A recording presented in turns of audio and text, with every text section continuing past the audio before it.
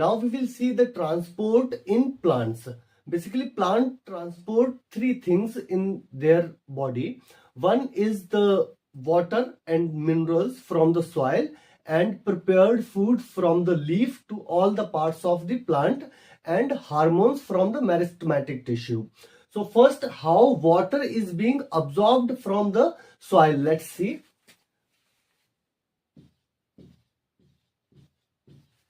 Suppose these are soil particles and these soil particles contain water in the form of a thin film.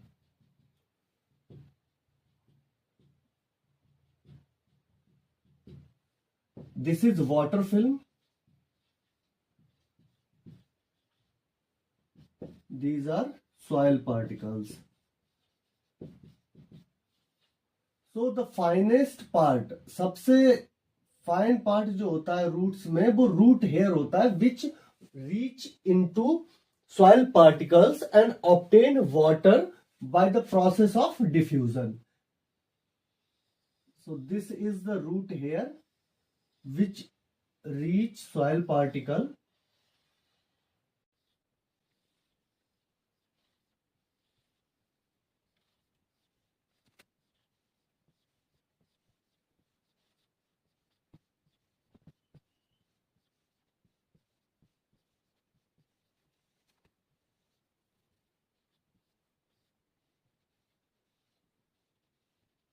ये mechanism होता है water को transport करने का. Root hair which is finest part of the root which reaches between soil particles and obtain water by the process of osmosis, and this water diffuse into root hair, then reach epidermis, and then these three cells are called cortex, and then cortex, this is endodermis. तो देखिए root hair से water को obtain किया जाता है, then it diffuse into epidermis and then cortex and then endodermis, and endodermis get connect with xylem. This is called xylem which transport water to the leaf or to the site of photosynthesis. तो इस तरह से water को obtain करते हैं. अब ये water किन टिश्यूज से ट्रांसपोर्ट होता है, लेट्स सी. अब ये जाइलम टिश्यू है, यही जाइलम टिश्यू और जाइलम ट्रैकेट्स दो पार्ट्स होते हैं इन्वॉल्व. Let's see.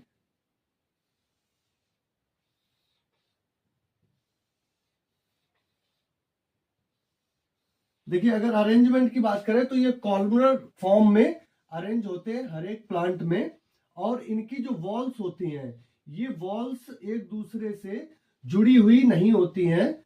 जो डिवाइडेशन होता है ये ब्रोकन होता है, जिसकी वजह से जो जाइलम होता है ये होलो पाइप की तरह फंक्शन करता है, और इनका जो आउटर वॉल होता है सेल का वो बना होता है सेलुलोज का, और इनर वॉल बनता है लिग्निन का, which is a hard substance provide stability and support to the plant. And inner part जहां पर नहीं फॉर्म हो पाता है लिग्निन, वहां पर पिट्स फॉर्म होते हैं, पिट्स. तो ये जाइलम टिश्यू है जो कि मिनरल और वाटर को ट्रांसपोर्ट करता है, एक होलो पाइप, और ये एक डेड टिश्यू होता है, डेड टिश्यू. इसका ही जाइलम का दूसरा पार्ट होता है ट्रकेट्स. अब ये एक होलो पाइप होता है, बट दूसरा होता है ट्रकेट्स. ये होलो पाइप नहीं होता है, this is like thread like structure, and these structure contain pits in them, and through those pits it diffuse water from one tracheid to the another, and this is the mechanism repeated till the water reaches leaf. तो ये ट्रिकेट्स होते हैं.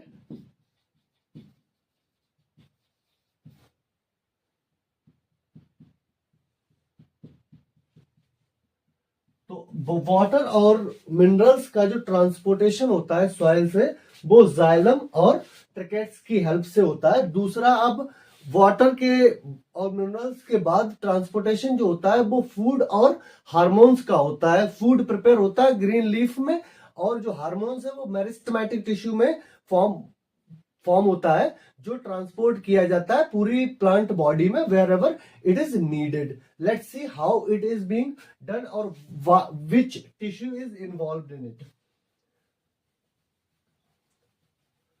तो देखिए water और minerals में involve होते हैं जाइलम टिश्यू, और जो ट्रांसपोर्टेशन फूड का होता है वो होता है फ्लोएम की हेल्प से। और फ्लोएम में दो पाए जाते हैं cell, that is sieve tube and companion cell.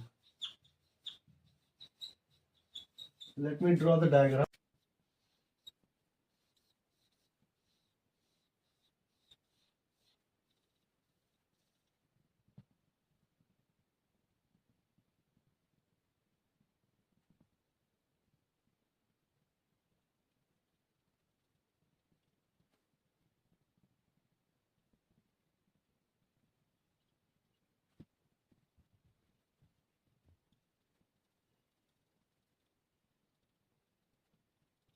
देखिए ये होता है phloem and which is always in pair. अब इसमें ये वाला जो सेल होता है इसे बोलते हैं सीव ट्यूब, और इस सीव ट्यूब में कोई न्यूक्लियस नहीं होता है, और न्यूक्लियस ना होने के बाद भी ये लिविंग होता है क्योंकि इसके साथ में होता है कंपेनियन सेल। और ये कंपेनियन सेल इस सीव ट्यूब का जो भी इंट्रासेलुलर फंक्शन होता है वो सब मॉनिटर करता है, जिसमें न्यूक्लियस भी पाया जाता है। और जो कंपेनियन सेल होता है इसका साइटोप्लाज्म काफी डेंस होता है, और जब सीव ट्यूब में रेयर साइटोप्लाज्म होता है। अब देखिए कम जाइलम की तरह इसकी जो वॉल्स होती है ये टूटी हुई नहीं होती है। अगर हम इनका डायग्राम बनाए तो इस तरह से होता है, और इसमें जो है होल्स पाए जाते हैं, जिन होल्स से फूड और हार्मोन्स डिफ्यूज होकर एक सीव ट्यूब एक फ्लोएम से दूसरे फ्लोएम तक जाते हैं। इन्हें बोलते हैं पिट्स, और इससे बोलते हैं सीव प्लेट। तो देखिए अब जो वाटर का जो ट्रांसपोर्टेशन होता है जाइलम में, ये सक्शन के थ्रू होता है कि जब रूट हेयर से और मीसोफिल तक वाटर पहुंचता है तो इतनी बीच में इनका जो वाटर का कंसंट्रेशन होता है वो काफी ज्यादा होता है, और स्टोमेटा पे जब ये वाटर वेपर की फॉर्म में इवेपोरेट होता है या वाटर स्टोमेटा के थ्रू बाहर निकलता है तब वहां पर इसका कंसंट्रेशन लो हो जाता है, जिसकी वजह से it always runs towards the leaf, मतलब हायर कॉन्सेंट्रेशन से लोअर कॉन्सेंट्रेशन की तरफ। जबकि जो सीव ट्यूब फंक्शन करता है या जो फ्लोएम फंक्शन करता है ये अपनी एनर्जी ऑब्टेन करता है एटीपी से, और एटीपी से जो एनर्जी ऑब्टेन करता है उसी से ये फूड और हार्मोन्स का ट्रांसपोर्टेशन करता है। नेक्स्ट में हम देखेंगे रेस्पिरेशन और एक्सक्रेशन किस तरह से होता है प्लांट्स में।